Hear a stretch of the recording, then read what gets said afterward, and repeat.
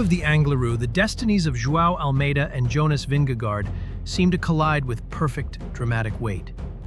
Almeida, long known as the master of steady rhythm and quiet suffering, entered this Vuelta with a sharper physique and a mind prepared for greatness, after years spent in the shadows of giants like Pogačar and Roglic. Vingegaard, the two-time Tour champion, arrived with the aura of a cold, calculating climber, but also with lingering doubts. A heavy crash earlier in the year had disrupted his preparation, and his form, while strong, was far from the supernatural level the world had come to expect. One man was rising, the other was rebuilding, and ahead of them stood the Angliru, the mountain that exposes truth.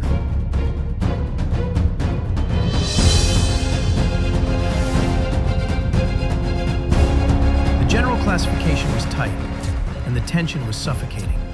Fans, teams, and commentators knew that the Angliru is not a climb you conquer. It is a climb you survive. Its walls of 17%, 20%, and 23.5% act as a judge, jury, and executioner. As the peloton approached its brutal slopes, the race dissolved into chaos. Gregarios vanished, alliances shattered, and all that remained was raw, personal suffering. The air grew heavier, the mist thicker, and the crowd louder as the two contenders locked into their duel. Doing a fantastic job, yeah. Biggest number in the race. 7 riders now left, so you get Grosjean, Almeida, Vingegaard. It was there on the steepest pitches where Almeida delivered his masterpiece. His attack was not explosive, but cruelly progressive, a rising tempo that felt mechanical and eternal. He leaned forward, tightened his cadence, and began a relentless march. Determined, but look at Vingegaard. He looks untroubled as you can be in a situation like this. Yeah, but he does look like that. I'm just looking at Hindley at the back, and even Sepkus, pulling a little bit of face from time to time. Full-on focus for João Almeida. He did glance a couple of times, but sitting down. Vingegaard was out the side over there. Hindley's gone, and it's the two principals who find themselves together. Vingegaard looks over his shoulder, quite liked the company.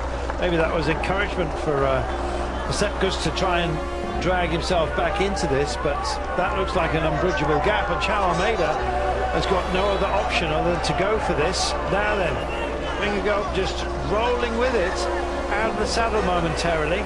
A little bit of a gap appeared to open up there, but he closed it straight back. 14% as relief. But the thing is, Vingegaard has made it. The whole team have said that they want to win this stage today. Vingegaard wants to win in reds. There's 2 kilometers to go. I know it's still a way to go.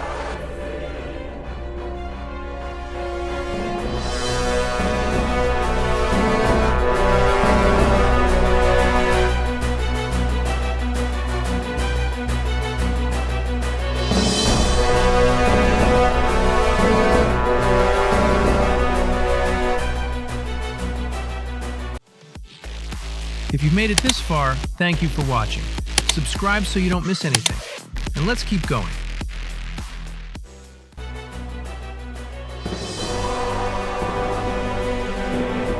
Vingegaard might test out Almeida, see how it goes. And just sticking with it. To finish on the podium of a Grand Tour. Now then, what can Almeida do to mitigate what Vingegaard is surely going to attempt to do?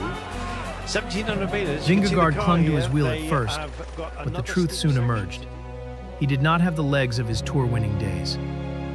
On the infamous 21% stretch, the Dane cracked, his rhythm breaking as Almeida powered away at barely 9 kilometers per hour, yet with unstoppable conviction. The Portuguese rider transformed the climb into a battlefield of will, rhythm, and intelligence. By the time he reached the final bends, Almeida was no longer chasing a victory. He was claiming a destiny.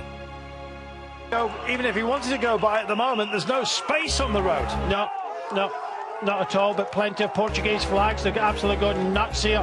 They want Almeida to win this stage, but they want Almeida to put distance into Vingegaard, and it isn't happening. We come over the last kind of hardest part of this climb now. It does ease most of the way towards the finish, but that was severe there for both of those riders. But I'm going to say this again, that Vingegaard, well, if he had the legs, he would have tried something. He hasn't.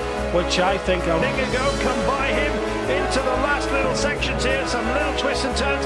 Vingegaard tries to pick it up. There's 2 bike lengths now with Almeida, and is he going to rush into that zone? Almeida very defensive, knows what's coming potentially, has to get round this corner. Can he get there?